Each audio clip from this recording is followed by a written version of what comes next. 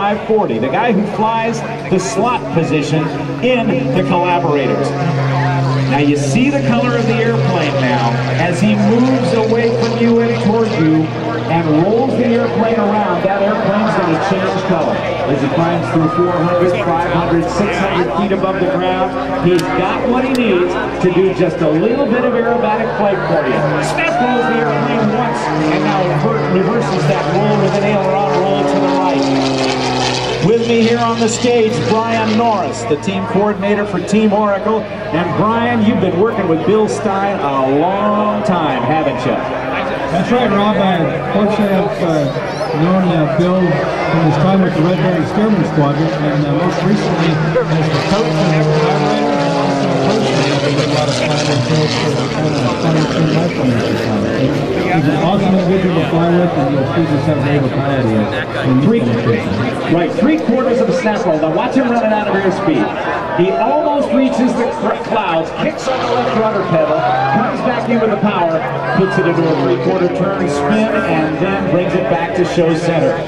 How many horsepower in this Zipco Edge, Brian? The engine that Bill's flying right now, Rob, is approximately 320 horsepower. So that's just about what he needs to keep up with these outside maneuvers that he will do with the collaborators as he does a reverse 1/2 of a loop, slowing the airplane down, letting it settle as he goes into a falling leaf. Watch this. He's right on the edge of a stall. You can see the aileron, the wings going back and forth just a little bit, slowing it up. The power will come in as he slows it down, pulls the nose up. Watch him. 325 horsepower. He's actually gaining altitude, working on the hover. Yeah, Rob, he's actually only using right now about 90% of the horsepower available. Keep in mind that this aircraft has probably 3 times to 4 times the horsepower of your average passenger car, and it weighs maybe 1/3 as much, so you can see exactly what that's capable of. It's extremely maneuverable with a roll rate of some 400 degrees every second. It is a dizzying roll rate where if you got a clear day, it's green, blue, green, blue, green, blue, green, blue really fast, isn't it? That's right, Rob. And actually, most people in the audience are probably most familiar with this particular aircraft because it is used extensively in the Red Bull Air Race competitions, which are held all around the world, and also extensively in world-class aerobatic competitions. Now, as you look at this super slow roll, you can actually see the aircraft change color. It has one of the most unique paint jobs that I've ever seen in my life. And I don't know how he does it, but it's pretty phenomenal. Well, I've talked to Bill about the paint, and I'm not sure exactly who makes it, but it's a chromatic paint, they call it. And the only thing I know about it is the paint costs upwards of about $2,000 per gallon. And I don't know what makes it do what it does, but it's cool. Well, it's expensive enough that I'm not going to be doing that in my living room, I tell you.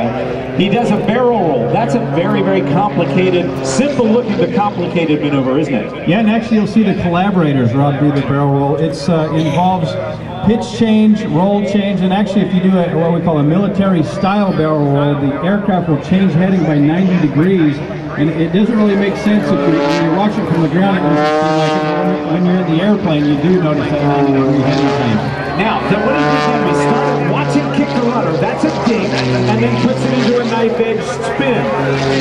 Using that right rudder real hard, that dink maneuver is to train early on aerobatic pilots to understand the gyroscopic action of the combinations of that 325 horsepower engine and the propeller to make it look like a gyro, to make the airplane tumble. Now you have to do that as well when you fly aerobatics, right? That's right. Now, what we're doing is, for those of you, if you remember when you were a kid, you used to take the wheel off your bicycle and spin it really fast and then try to tip it, and you would notice that the reaction was 90 degrees in the direction of the rotation, and also 90 degrees to the left or the right, depending on which way you tipped it.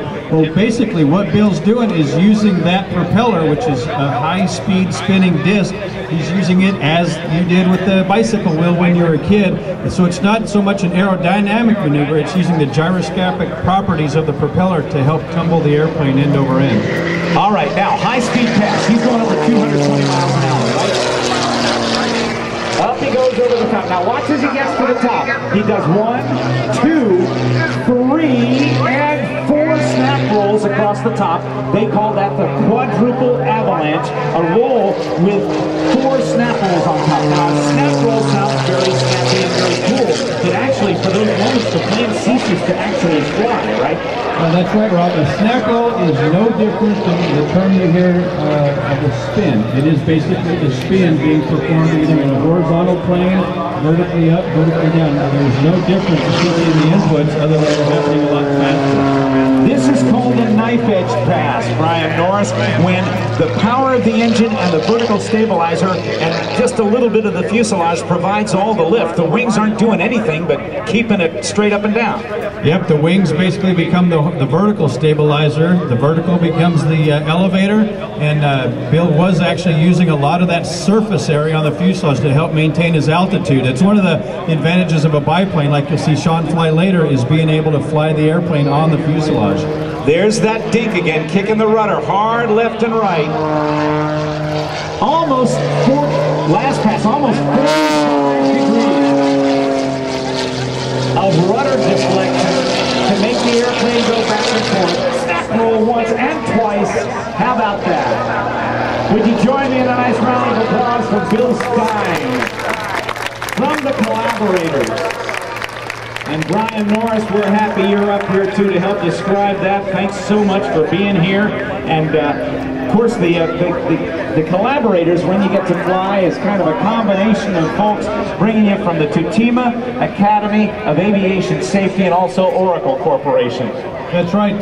Hopefully the folks will see the Collaborators later. We're pretty well assured that that will happen with the weather, but the Collaborators are led in flight by Sean Tucker, who's sitting at the end of the runway waiting to take off to do his solo performance. Sean's 27-year-old son Eric will be one of the wingmen on the team. He is also an instructor at our school. Benjamin Freelove, also an instructor at the Tutima Academy of Aviation Safety, will also be flying on Sean's wing. And of course, Bill Stein, who you just saw, flies the slot position. And anyone who's familiar with the military demonstration teams, the Thunderbirds, the Blue Angels, will learn that the slot pilot is also has the responsibility of being the safety pilot on the team. He can see everything that's happening. So we put the most experienced formation pilot we have in that slot position for the Collaborators, because not only does he have the experience to see what's happening, but in the debriefs and the briefs ahead of time, he's able to just fine-tune the team and make them into what we consider to be the finest formation aerobatic team in